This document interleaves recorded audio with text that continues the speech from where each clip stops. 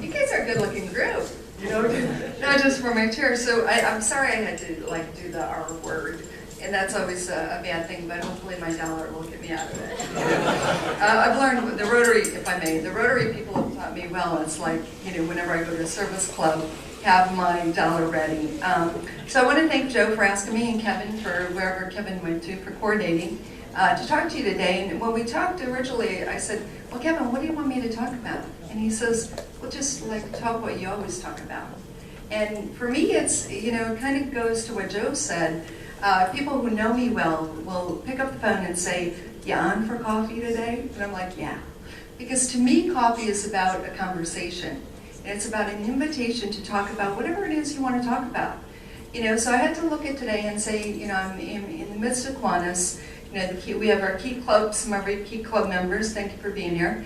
And I thought, what message can I give you out of what I learned? And now it's not going to be as funny as some of your other people that were up here, but that carries a message that you can go away with. And so I am going to keep on the theme of networking, but I want to have you think about more like networking for life. Can we have that as kind of a backdrop?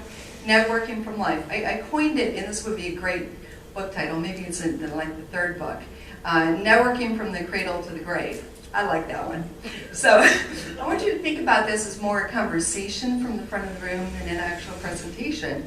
And feel free to, you know, I'm going to save time at the end for questions. And a lot of times people ask me when they find them an author, what they want to do is find out how do you get published. So if those are some of your questions, I'm more than happy to, you know, field that too. But I really want to talk about networking because that's, as Joe kind of held up, that's a book and that's what I do, and that's kind of how I got here. So, you know, when I look at the stories we have to tell, I was sitting there thinking, what would happen if, when I was a kid, someone would have explained to me what networking was all about? I mean, think about it. You know, rewind your life, however that was. So I thought, you know, what if it was right along the writing, reading, and arithmetic series? You know, then you got networking. You know, we as humans, you know, and as big people, I say big people like over the age of 20, you know, we see networking totally differently. Kids, if I may, this average age of this table far is under the rest of us. So, and which is good, you know.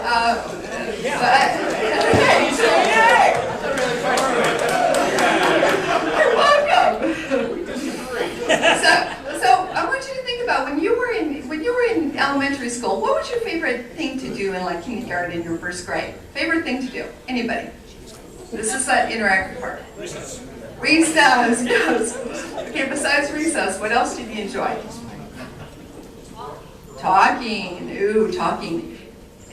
I got that. I know, Sarah. So let me frame talking a little bit. Do we remember the days of show and tell? Right, the show and tell days. Show and tell is all about a structured conversation, about something that the teacher said, come in and bring this thing and show and tell us about it. And that was some of our very first communication skills. So I want you to consider this. And I was thinking, when I was in 5th grade, we had a little old, you might think to be having show and tell, but it was like a show and tell day. Maybe he was coined his career. And there was this little boy who came in our class, and he loved to collect rocks.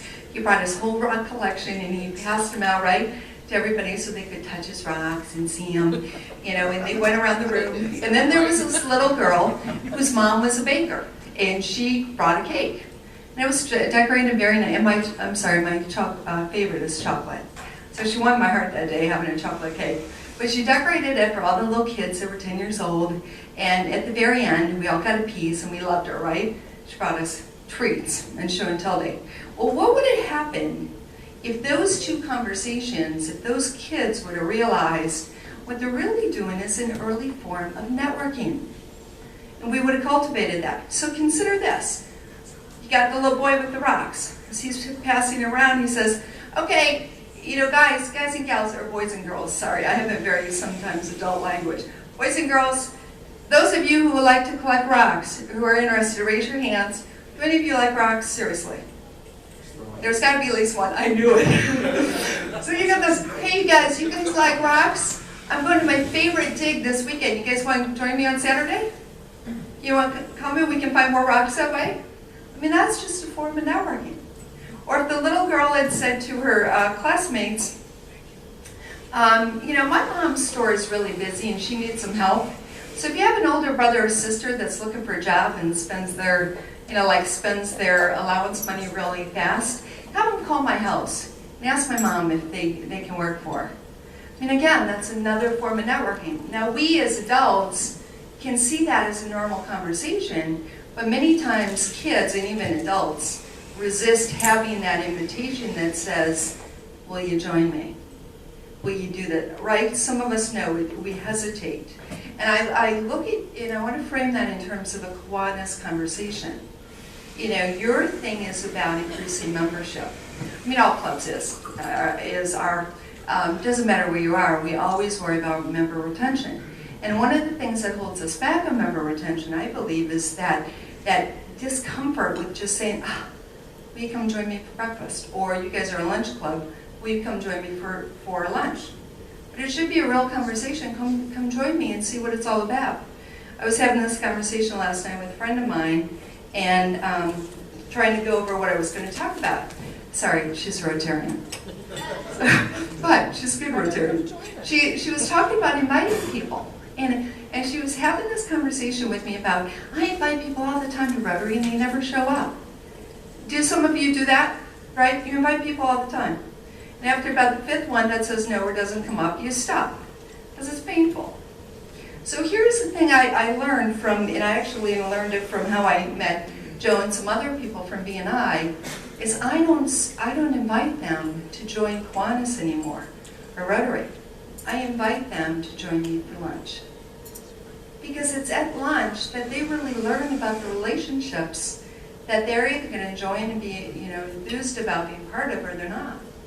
So I encourage you to look at your life and say, wherever you want to increase some of your, whether it's performance or your stuff that you do, start looking at doing bite-sized invitations. So I go back to the little girl. So we got the little girl, right? So she advertised for help for her mom. So consider this. She goes home that night and she says to mom, she says, hey mom, they like your cake. Mom says, great, and she goes, but did anyone call from school? Mom looks at her and says, no, why would anybody call from school? She said, well, I told them that you needed help so that you could have Saturdays off and come attend my soccer games. The mom smiles at her really sweetly and says, oh, dear, they can't help me. They're too young. The daughter says, that's true, Mom, but they have older brothers and sisters who can. And Mom says, I never thought of that.